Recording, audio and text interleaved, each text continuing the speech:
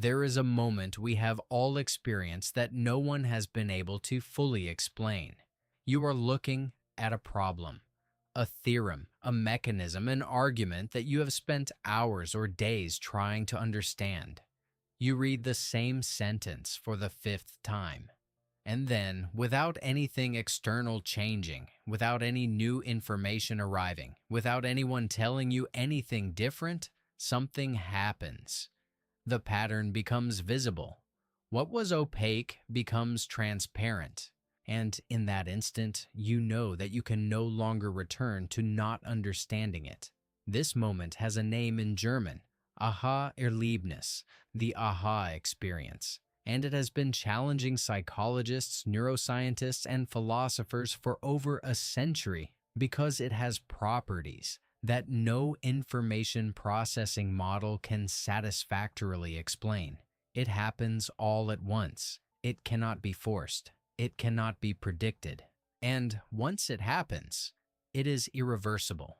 What happens in your mind in that instant is perhaps the most important thing that science still does not understand. And there are reasons to believe that what happens there not only cannot be replicated in a machine, but is physically different from any computational process. Different in a sense that has direct consequences for everything being discussed today about artificial intelligence, about consciousness, and about what it fundamentally means to understand. The question seems simple. What is understanding? Not processing, not memorizing, not recognizing patterns. Understanding. When a mathematician sees a proof for the first time and understands it, something changes in him that does not change in a machine that stores the same symbols. The machine has the data. The mathematician has the understanding. And this difference, which seems to be only a matter of degree, might be a difference in nature. To see why, we must start with what neuroscience does know about the moment of insight. Electroencephalography studies conducted in recent decades, particularly work of the kind carried out in cognitive neuroscience laboratories like Mark Young-Beeman's group at Northwestern University, show that the instant of insight is associated with a very specific activity, a burst of high-frequency gamma waves in the right temporal lobe, occurring approximately 300 milliseconds before the person is aware of having understood. 300 milliseconds. The brain has already solved the problem before you knew it had solved it.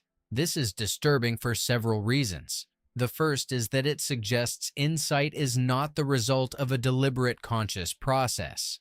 It's not that you think harder and suddenly arrive at the solution.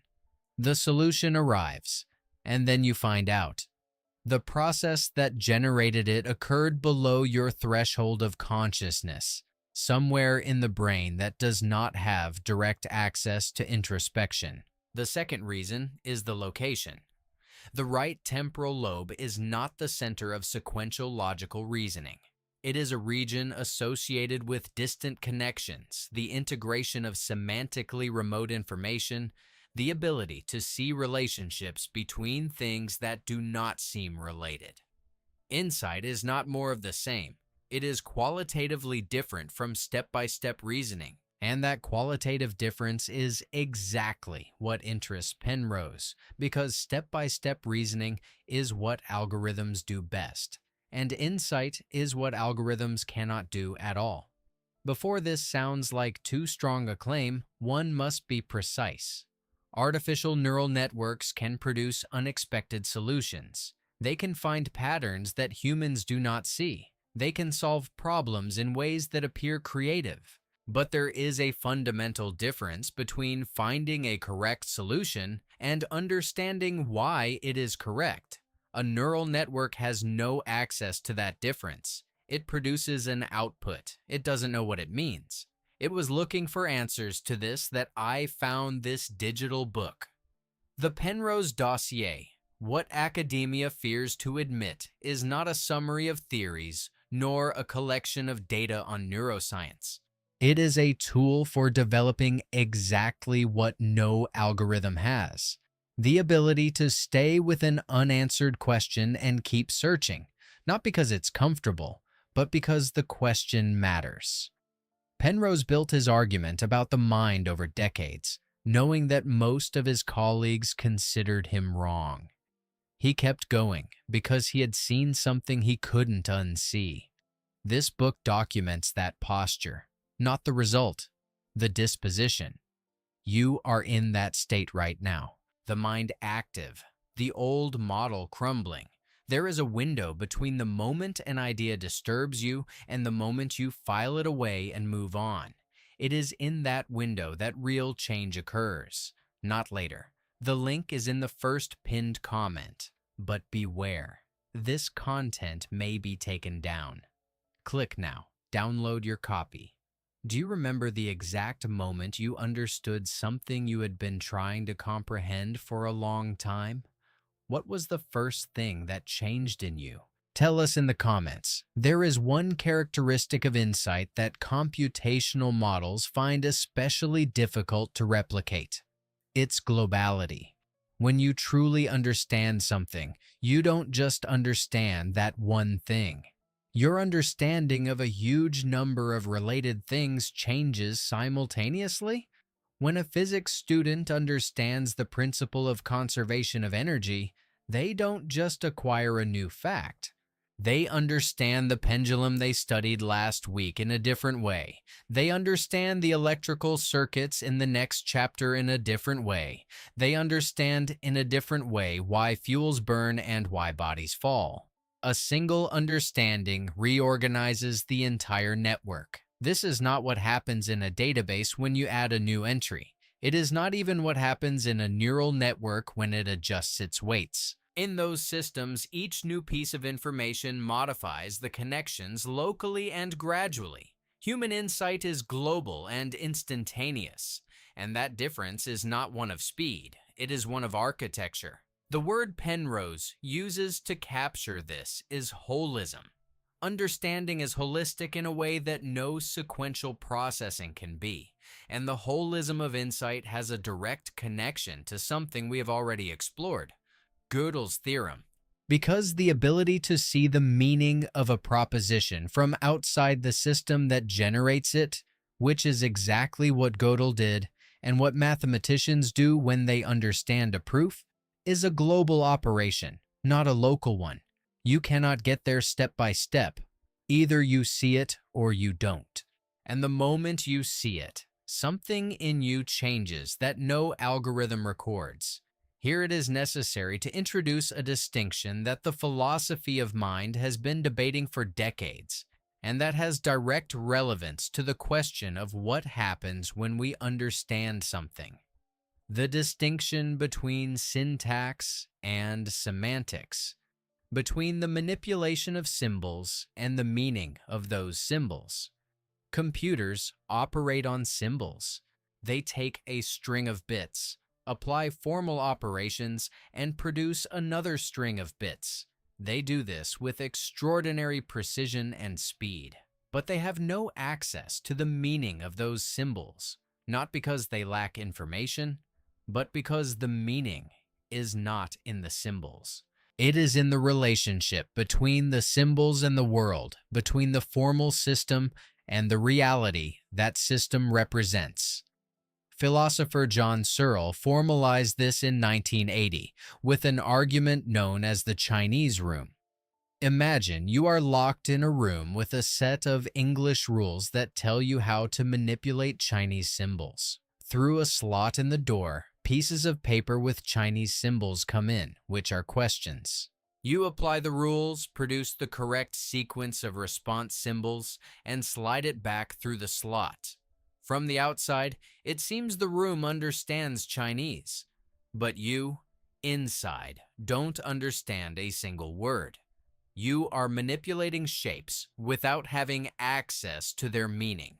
Searle argues that this is exactly what any computer does. It operates on symbols with total formal correctness without ever having access to the meaning of those symbols. Semantics, meaning, is invisible to the system that processes syntax.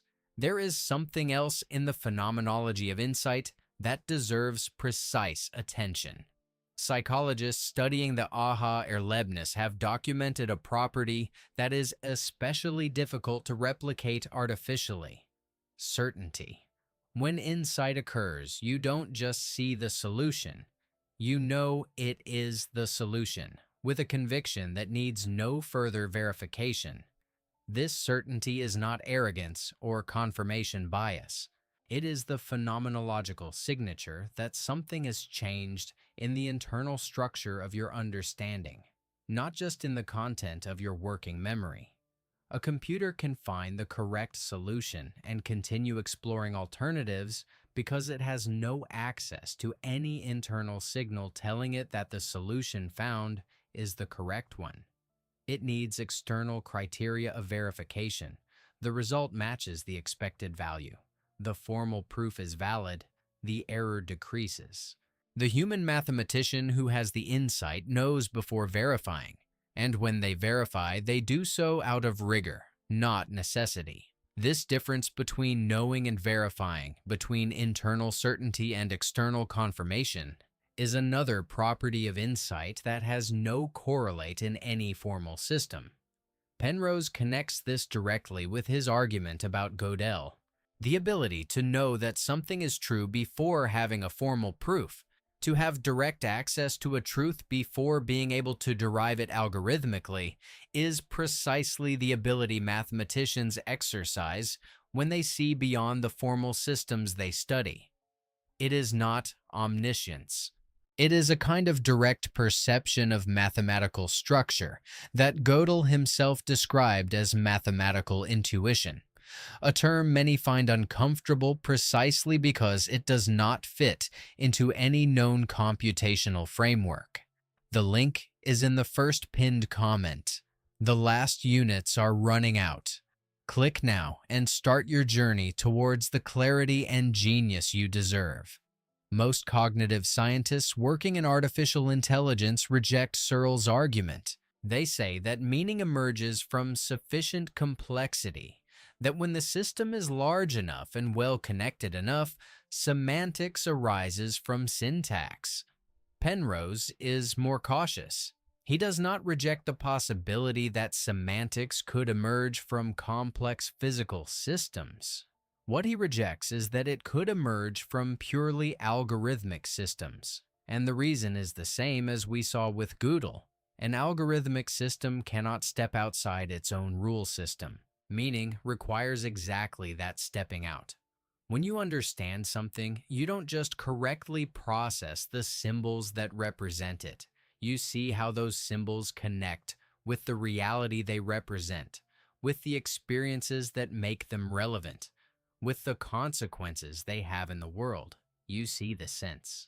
And this vision of sense is what Penrose calls mathematical consciousness, the ability to perceive truths, not just manipulate representations of truths. There is an experiment that illustrates this in a disconcerting way. It is called the astronomical perspective problem, and was designed to test exactly the difference between genuine insight and pattern processing.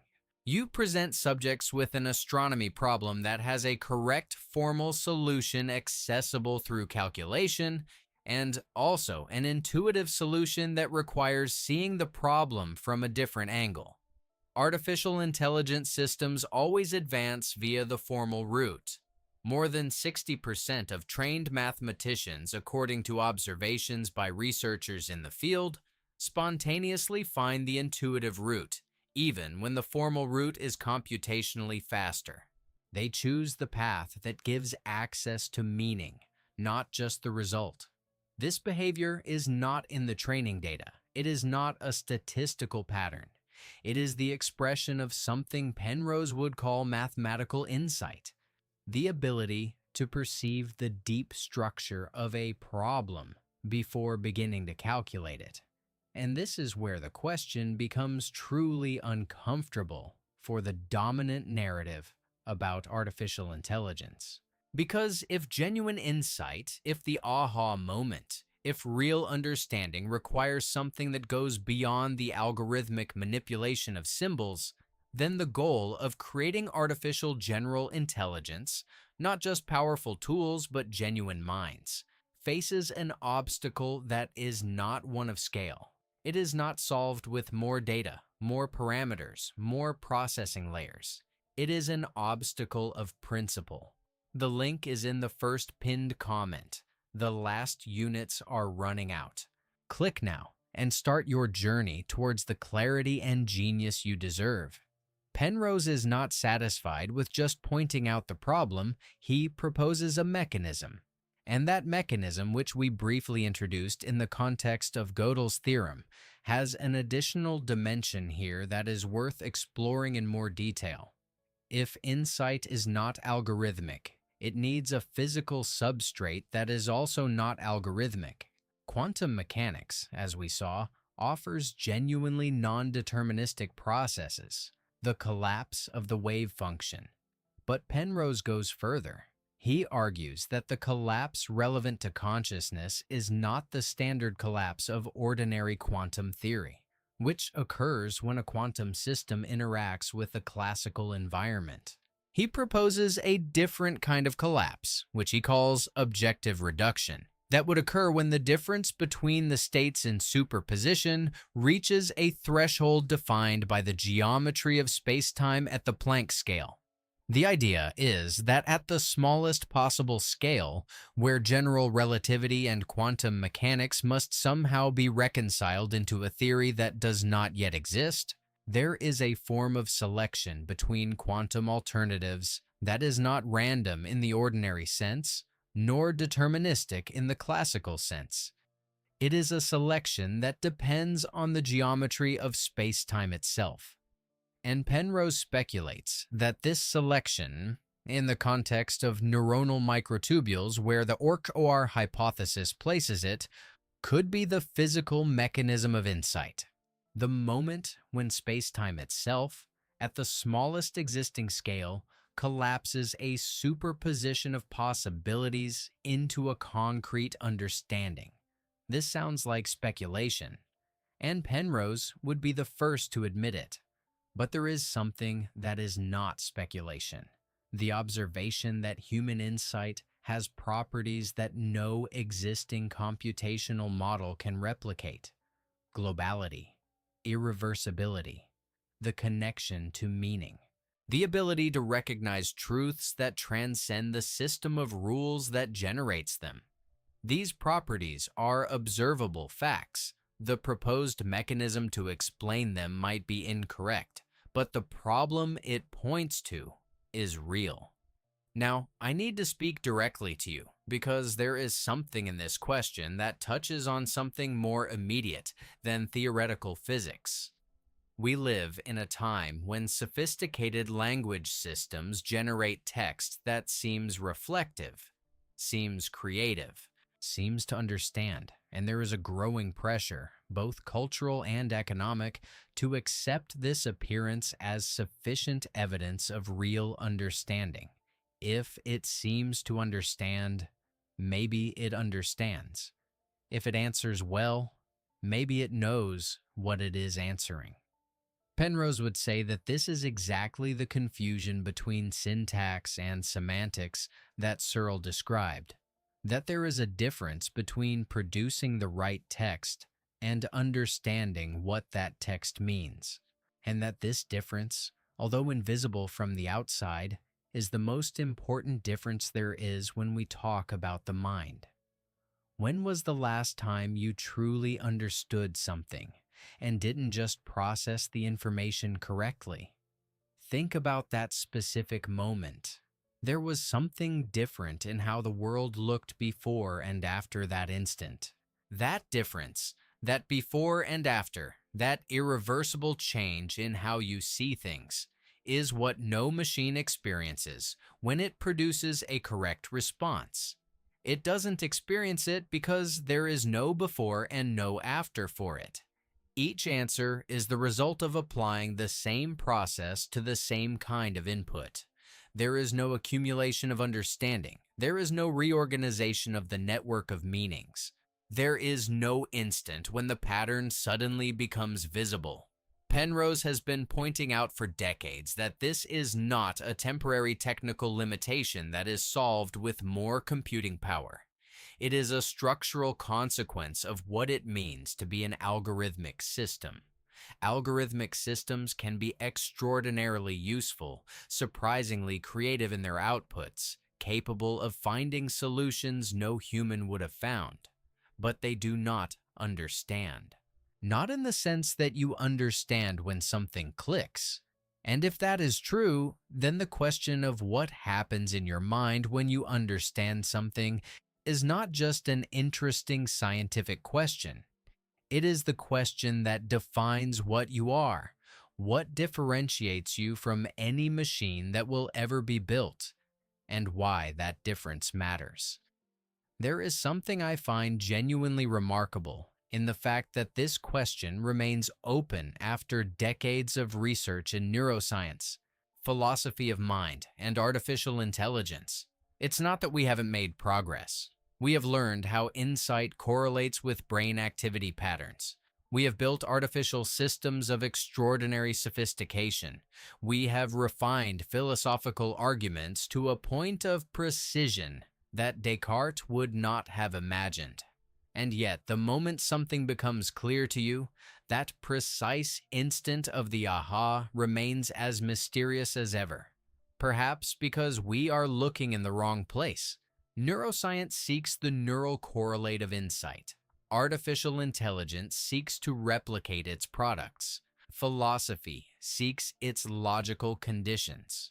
But no one has yet built a theory explaining why there is something that feels like understanding, why there is a subjective difference between knowing and understanding, why that aha moment feels like something that happens to someone and not just a process that occurs in a system. That question, why understanding feels like something rather than nothing, is what Penrose considers the core of the problem of consciousness. And it is the question that Gödel's theorem, Searle's Chinese room, and the orch-or hypothesis try, from different angles, to approach. They do not solve the question. They formulate it more precisely. And formulating it precisely is, in mathematics and physics, the first real step toward the answer. There is one final dimension of this question that seems especially honest to explore, even if uncomfortable. The fact that we do not know what insight is not a minor gap in scientific knowledge. It is a gap at the center of what it means to know, because knowledge, in its most basic form, is not data storage. It is understanding. And if we don't know what understanding is in some deep sense, we don't know what knowledge is. Cognitive science has built extraordinarily detailed models of how the brain processes information. We know which regions activate during different tasks. We know how the electrical signal travels across synapses. We know how sleep consolidates memory and how stress blocks access to it. All of this is real and valuable knowledge. But none of those models capture what happens the moment processing turns into understanding. The leap from data to sense remains, in its finest details, unexplained. Penrose would point out that this is not accidental, that the reason this leap is hard to explain in terms of information processing is that it is not a leap within information processing, it is a leap outside of it. A moment when the system you are transcends the set of rules that defines it and perceives something no rule could have produced on its own. If this is correct, then the aha moment is not just the most interesting cognitive event there is. It is the most everyday and accessible evidence that there is something in the human mind that goes beyond what any machine can do, not as a metaphysical claim, as an empirical observation. Every time you truly understand something, you are doing something that, if Penrose is right, is physically impossible for any purely algorithmic system. So keep this image right now as you listen to these words, there is something happening in you that we call understanding. You are building meaning, connecting concepts, reorganizing your network of understanding. That process, that specific process happening right now, is possibly the most sophisticated phenomenon that exists in the known universe. And despite all the advances in neuroscience, physics, and artificial intelligence, we still don't know exactly what it is, how it works at its deepest level, or if we will ever be able to build something that replicates it. What we do know is this, that when something clicks for you, when the pattern becomes visible, when you truly understand and don't just process, something irreversible happens. The world changes. Not the external world, the world you inhabit, the world you build with each new understanding. And that silent transformation, that world that changes from within every time something clicks, is why the question matters. Not just for physics, not just for philosophy. For every person who has ever felt that instant when darkness turns to light, when what was confusing becomes clear, when the universe, for a very brief moment, seems to be perfectly ordered and completely comprehensible. That moment is not small. It is perhaps the greatest thing there is. And that transformation, that ability for understanding something to change who you are, is not a minor detail of human cognition. It is perhaps what most defines us, what no machine can replicate yet, and what makes the question of what happens in your mind when you understand something at the same time the most scientific and the most deeply personal question there is.